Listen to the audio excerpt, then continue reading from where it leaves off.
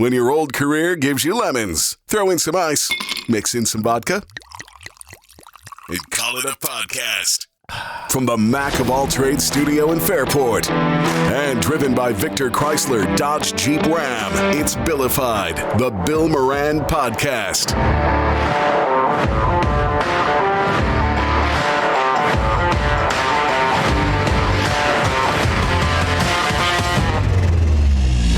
Well, hello and welcome. Thank you for getting your pot on. Thanks for telling a friend. That's how we spread the word about the pirate ship.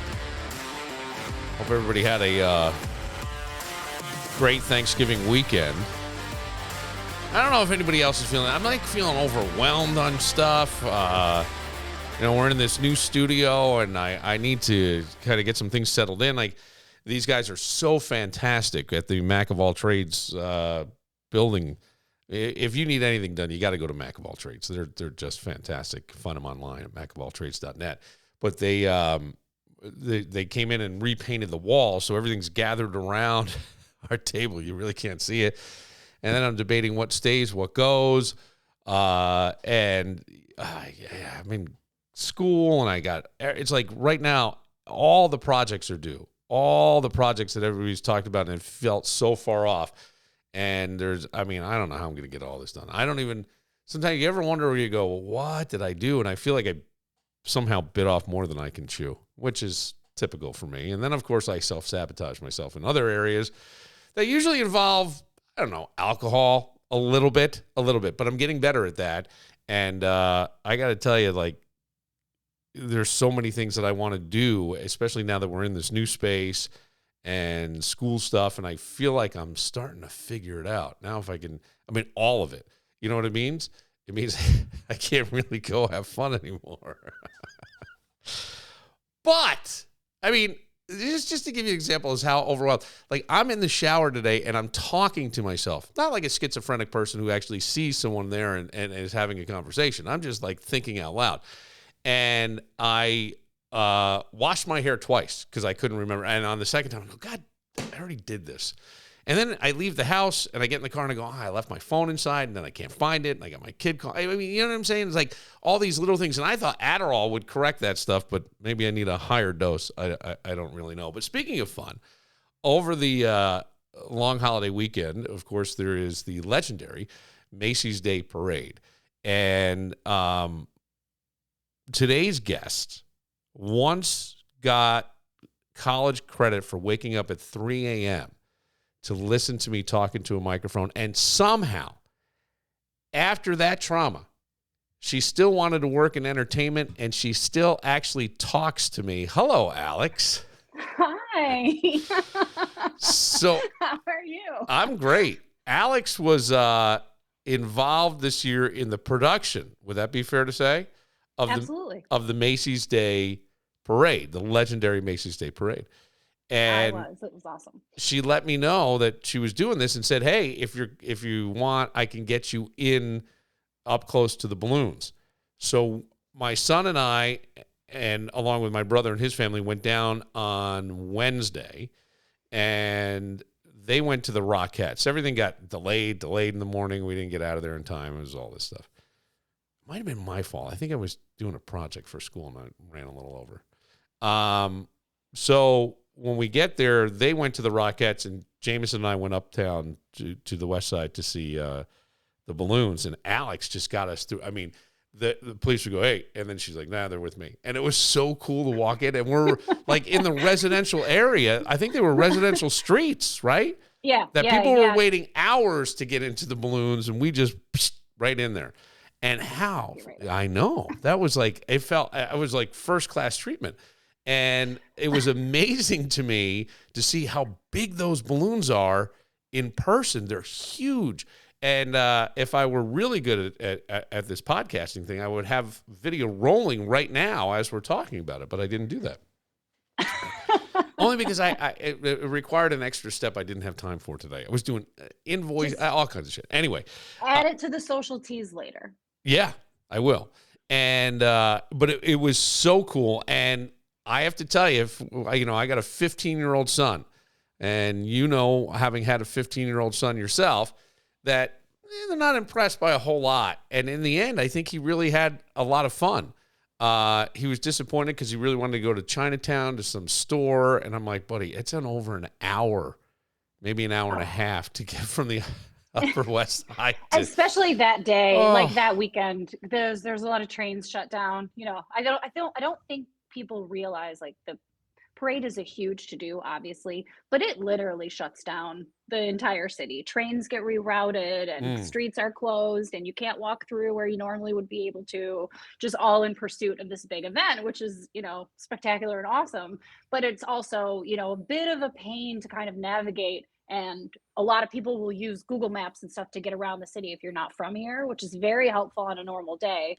But when there's a big event in town, the marathon or the parade or something like that, it's just kind of much harder to navigate. Google Maps hasn't caught up with the closures yet. So, you know. Talk to me about that because, I mean, when did you join the Macy's Day Parade team? I joined the team in September, end of September. End of September. So I've only been doing it for like two months proper. How 3 months. How long are they planning this parade? Oh, they start, like, planning starts for them, especially this year, because next year is the 100th anniversary. Okay. So they'll start planning like for next year right now. Right now. Because it's so much bigger, I think, than people even realize. Because not only is it a televised TV show produced by NBC, it's also a giant public event with one of like the largest volunteer programs in the country. So it's a live event plus a televised event together. So I just think people don't realize the scale. So you imagine there's like an entire team at NBC who handles their portion of it. And then there's an entire team at Macy's who handles theirs. And obviously like teams within those teams. It's a giant to do, bigger than I even thought it was. Yeah, because I'm thinking like you have to close down streets. Mm-hmm. The balloons are filled up Wednesday. When do they get in place? Are they put in place like Wednesday morning? The cool thing that I don't think a lot of people know is that Wednesday night around 3:00 in the morning, they do what's called the convoy, and they bring all of the balloons and floats because they live in New Jersey in these studios and warehouses, and they bring them all over the night before around 3:00 in the morning. And it's probably like, it's like a parade within the parade, because there's the city electricians come out ahead of the trucks and they swing all the light poles out of the way all the way down the route. I don't know why I never thought of that. Neither did I. Like as the floats and balloons are coming down, they're swinging the light poles out of the way all the way down to I think about 66th Street or something like that, which means nothing to you. But then about, I think 8 o'clock in the morning, they start flowing the helium because they want all the inflation teams out there in the little jumpsuits, because it's a community event. A lot of people come to see it. They don't want to get at that hour, 6, 7 in the morning. Yeah, 6, 7 in the morning, because it takes, there's there it is, 6, 7. 6, 7. There were 18 balloons this year, so it takes a certain amount of time, and they really put on this event, which is the one you came to. It's called Inflation Day, and it's a community event, and they want people to get an experience, so they kind of stagger the way they inflate the balloons so that the press can get their shots and the public can see each phase of. You wouldn't believe the people that come through and like are upset that their balloon is already inflated when they were just dying to, you know what I mean? Oh, they wanted to see it happen. They wanted to see it happen, and they get there and it's already done. Yeah. But I've worked on some cool projects in my career. This was probably number one. I mean, just in terms of everything. And it's funny because my day-to-day leading up to Wednesday when I saw you was very much like spreadsheets and logistics, and that's the world I was in. Budgets, you know what I mean? Nothing like, ooh, this is fun and creative. And then you get there and it's like, wow. Just wow. I know when we were reading about the parade, I think in the early years, they used to let the balloons go afterward. They used to have a bunch of them that they would release at the end. Yeah, at the end. And then I think it that's was true. like the 1930s, which I can't imagine. I don't know what aviation was like then, but it caused a plane crash. I think. Did it really? I'm pretty sure if you look it up, when they stopped releasing the balloons because a plane crashed. That's amazing. So the fun fact about that balloon release is back in the day, if you found one of those balloons that had flown away in the bouquet and brought it back to Macy's, you would get $100 credit. Wow. Hey now. Right. So think about like in the 20s and 30s, that's pretty good. That's an entire outfit. I mean, that's an entire wardrobe. Excuse me. What they don't tell you in the introduction packet is why they stopped doing it. That's hilarious. I'm pretty sure that we saw that online that it caused a plane crash in the 1930s. And all I was thinking was like, I don't know what aviation was like in the 1930s in terms of. Oh yeah, that's true. Like, was it jets? Are we still dealing with, was it how Snoopy? low were you able to fly? Yeah, Snoopy and the Red Baron. I mean? What are we doing here? What are we doing? We're in a biplane. I have no idea because I'm going to kind of a cold time of year. So I'm assuming it was a jet, and I thought it was 1936, but I don't know. Wow. Yeah, the coordination. There's a lot of lore about. There's a lot of. I mean, obviously, 100 years. There's a lot of lore. But I did the best one I found so far that went viral in the team was the other day. I was on Instagram and I saw a video of a guy who was like, "The 2020 Macy's Thanksgiving Parade happened, but not the way you thought it did." And then he launched into this whole explanation that actually the COVID pandemic and the shutdown of the city was pre-planned because we have aliens that we found on Venus hidden beneath the Herald Square toilet, and that we used the Macy's Thanksgiving Day balloons as Trojan horses to finally move these aliens out of the city.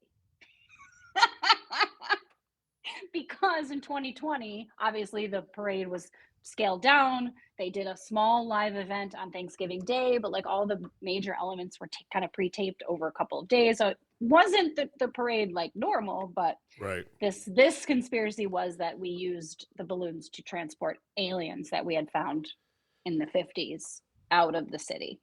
Then it's freaking crazy. Crazy. Absolutely crazy. What is next for you? I don't know. Like, thankfully, this relationship with Macy's has already opened some doors for me. There's a couple of event companies that have reached out to me since, so I'll be talking to them about stuff. Weirdly, in the middle of this all going on, I got reached out to again by Mr. Beast, which would be the second time they have called. And so I might be going out and doing this. The first time I didn't go down and do a site visit. The second time I might, just to see, like, who cares? Which is obviously YouTube's the biggest YouTube channel in the world. Would you have to move?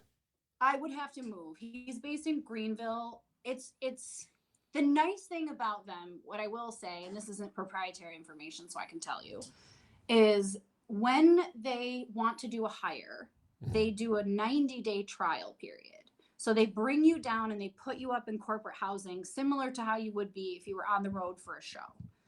And they give you 3 months. That way you don't get rid of your apartment and sell all your things and relocate. Wow. And when you get there, it's not the vibe for you and it's not the vibe for them. Then you've uprooted your whole life. And then what do you do? Right. So they give you 90 days. And then within that 90 days, I think you produce 2 videos, which gives them the opportunity to see how you're going to do within their system, because they operate very differently from any other production out there. They just do. They have things are shot as if they're live because they're one shot, because Jimmy doesn't want things to look fake, which I understand. So it's set up like a live show, and then there's producing on the back end, which is like a whole, you know what I mean? It's not what they do in live. Live, it's live. You see what you see, and that's it. This is shot live and then edited to make sure that it's as many minutes as it needs to be for YouTube, and unnecessary things are cut out and graphics can be added and stuff like that. So really tries to keep it authentic. So I'll produce 2 videos, see how that goes, and then make a decision. If I say yes, they'll give me relocation money. So in addition to like putting you up, then they help you move, because he owns the whole town of Greenville, so they can help you find a house. That's the only part of it that just feels a little weird. You know what I mean? You're just like, once you're in, you're just into this compound, and I'm I just was gonna not, say, it's like you know what I mean? joining a cult. I'm not 100% sure. I'm a bit of a free bird. I like my freedom. Yeah. But also, I've had my freedom for 20 years. I need health insurance. Gotcha. What's the, would you still be able to do things on your own? If I were working for him, it would be much harder to take on independent projects. But I mean, which is a nice thing, because I would be full time doing that. Right. And I just wouldn't have time. You'd be producing, like I said, they do things very, like their producing style is very different. It's kind of intense a little bit, because you have to stay relevant or die. They're the biggest channel for a reason, and they have to keep going because, you know what I mean, for all the reasons. They have to keep sponsorships and whatever. So they just do it different. I just don't think I would have time. You don't think you'd have time to like write your own stuff? Which would be a bummer. You know what I mean? I think I would have time. You know, you always have time. But I think it would just be much harder. And I have a couple of projects that I really want to get off the ground. Like for realsies. Yeah. That have some, you know. So yeah. One that you wrote that I read, I loved it. Did you? I sent you the second one. The second one I haven't read yet, and I apologize for that. No, I've just okay. been a little bit upside down. I will send you. It's a little bit. I'm a little bit farther along with it, and I've changed some things, so I'll send it to you. Okay. It's just fun. It's been fun to get in and write this stuff. I want to get these things submitted. You know, I got plans. I want to get them made. Yeah, I hear you. I'm noticing like you know, it would almost be I don't want to run out of time. Right. I don't want to run out of time. I don't want to have any like, damn, I should have done that. Yeah. Like before I can. If I'm working for a Mr. Beast, it might be a situation where like, damn, I could have made my movie, but I didn't because you know what I mean? Or it could be like, thank God I worked for Mr. Beast so I could have the seed money so I could make my movie. So you really never 100%. I mean, that's what I'm saying. And nothing has to happen tomorrow. Everything kind of goes with it. I think, you know, for a lot of things, I'm a bit of a risk taker. Yeah. To a certain extent. You know, my world got turned upside down, and I just decided, oh, we'll try this. We'll just try it. And I took a bunch of money, and you have to. I threw a bunch of money at it, and I know that there were family members going, "What the fuck is he doing?" And I mean, even my father said to me a year later, he goes, "I didn't think it was going to work." And I'm not saying that it's blown the doors off, but I did something that many people can't do, right?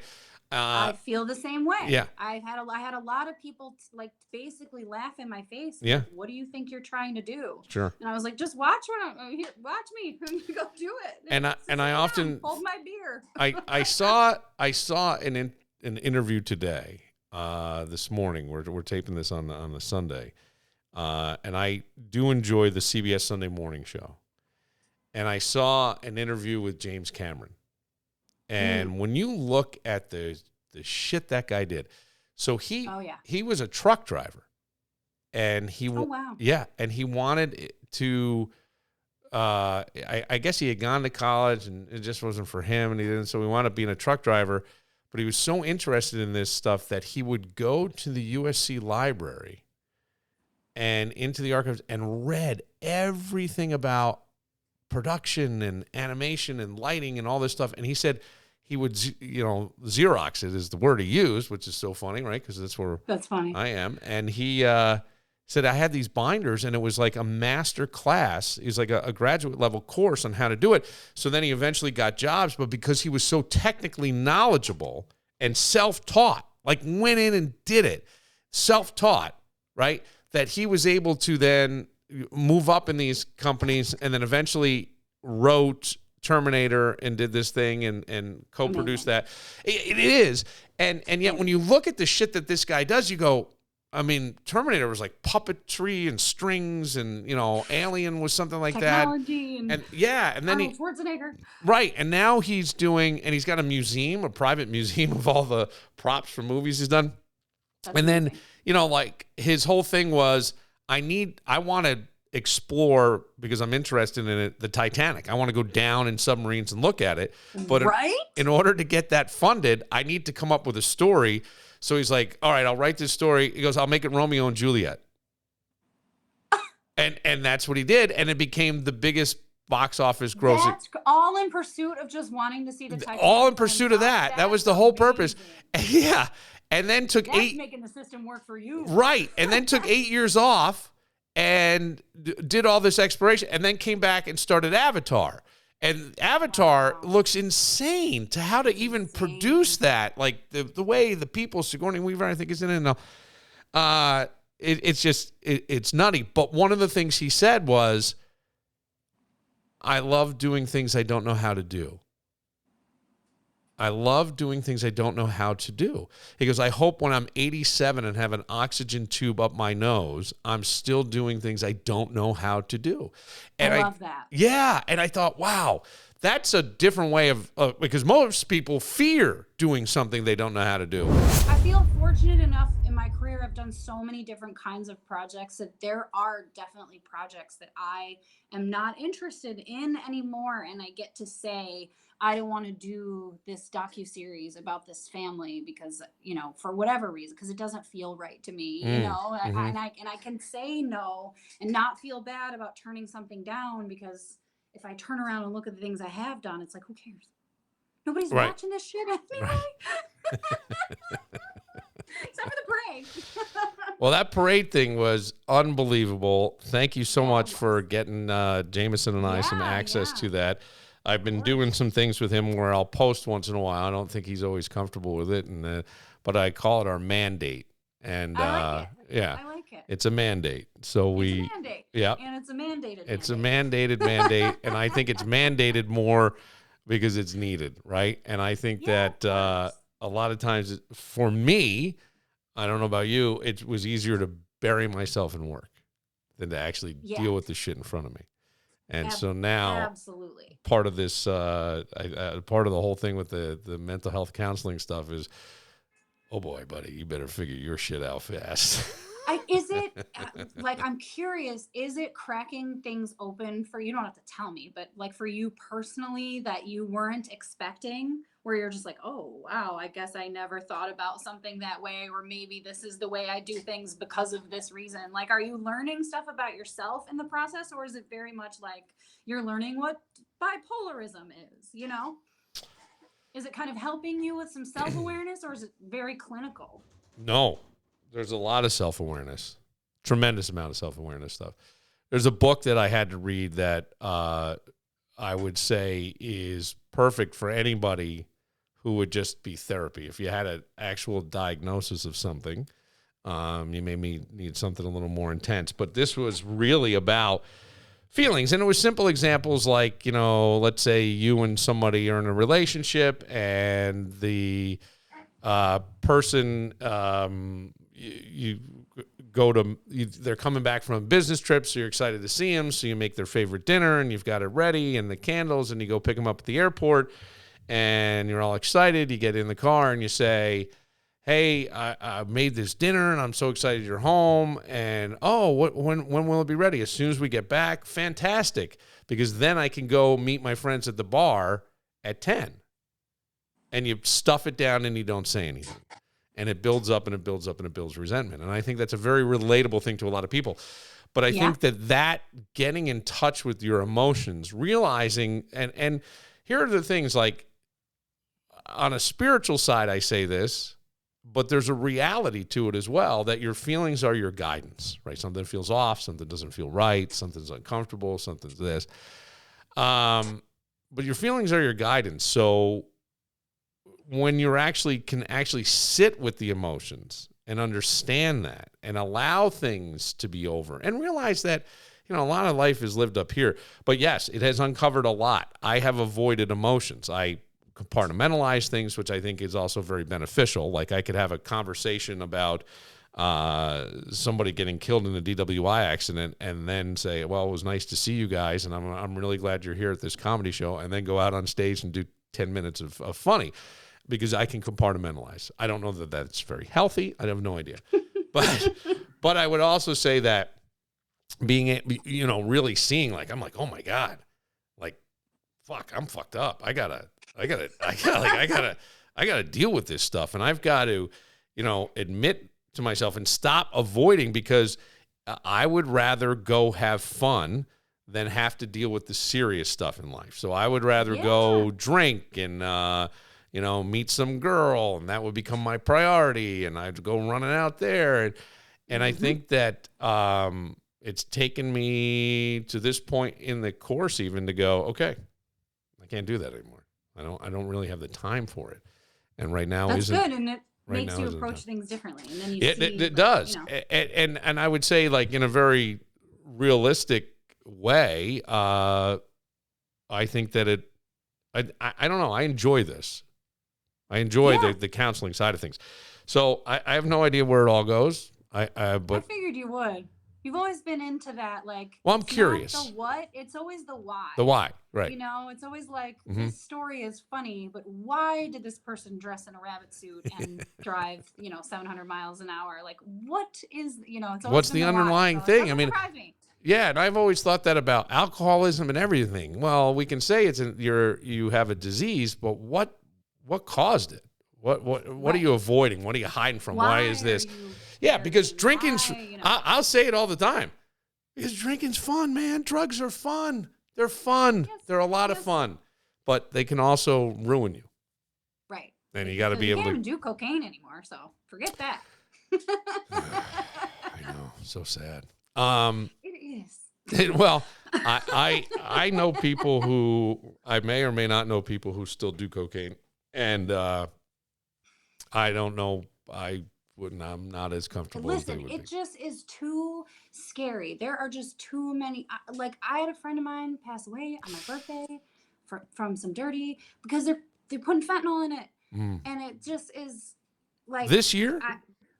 No, this was 2019, I think. Okay, well, not that long ago. But 6 years ago. Anytime you hear, do you remember that story of those Kansas City Chiefs guys that were hanging out at that guy's house in the backyard? Yes. And he woke up in the morning Yes. and 3 of them were dead. Yes. Fentanyl and the cocaine. Like, that's what it, because they put it in there because it's highly addictive, and they're only supposed to put a little bit, but they put too much and you die. So the fact that you even have to like figure out if you're going to die, like, I can't even go there. No, and to figure out if I'm gonna die first. Like, no, sorry, I'm good. I mean, cocaine is adult Adderall, as a friend of mine says. But I would rather. Somebody who's got some Adderall. I'll just take the Adderall. That's what you need. Like, yeah, believe me, no. I love Adderall. I'm to the point now where I almost need it to get through the day. I have to stay away from like all that. The weed is as strong as it gets for me. I have to stay away from all that stuff. I just can't. I've never been that kind of, I'm too anxious of a person. You do not want to give an anxious person an upper. Well, I can see myself get a little anxious from time to time, but it's now to the point where it's like, if I don't have it, I think I would sleep all day because I'm drained. And, I mean, look, you've, right. I had somebody say that to me, but you've lived through this. In the last 6 months, for me, I lost my dad. I had a personal relationship that I put to an end. There was another relationship that kind of went nowhere. There was, all the moving parts of this. You're a single dad. I mean, I don't mean that like his mom just doesn't live in this town. Right. So there's all those things you're trying to navigate. And then you took on grad school and so and an intense program because it's got to be done by 2027. Absolutely. And I go, God damn, I'm burned out. And somehow the Adderall has helped me and I get shit done. And I find myself doing things like, I'm turning the TV off. I got to go do this right now. I got to do this. And I don't know if that's the Adderall giving you clarity. I have no idea because I would melt into my couch and just watch anything and everything for no reason. And then wake up and go, why did I waste those hours? So, I mean, obviously, like, doctors don't, like, I don't know. You're not going to get something that is, I don't know. gonna hurt you, but just be careful. Yeah. Yeah, I hear you. Yes, you will get stuff done, and there are people who need it chemically. Your body just doesn't make the chemicals you need to do the things that you don't make enough serotonin or dopamine, and that stuff helps you to achieve those levels. I think this body isn't making enough anything. Testosterone, I need more of. I got all of it. I get leery, I've seen a lot of addiction in this industry a lot. Cause people want to, if they're enjoying what they're doing, they want to go through a wall to do it, and they'll, to do anything. And so, just everything in moderation. Everything in moderation. Good note to end on, Alex. I can't wait to hear about the Mr. Beast stuff. Yeah, I will keep you posted and let you know. I'll let you know, whatever's next, I'll let you know. Hopefully I'm in a position where next year for the 100th, I could go back and do the parade again. Cause it was such an amazing experience, and I would love to be part of the 100th year. But if not, I left nothing on the table. You know what I mean? I feel like I got everything out of that. It was amazing. I said to my people leader 1,000 times, thank you so much for thinking of me and bringing me into this. It was amazing. It was amazing. Well, that is, and I can't thank you enough for getting Jameson and I into that. That was so much fun. That was very cool. Very cool. For Alex, who still talks to me, hang on 1 second after we're done here. I got a question. I'm Bill Moran. We'll see you tomorrow.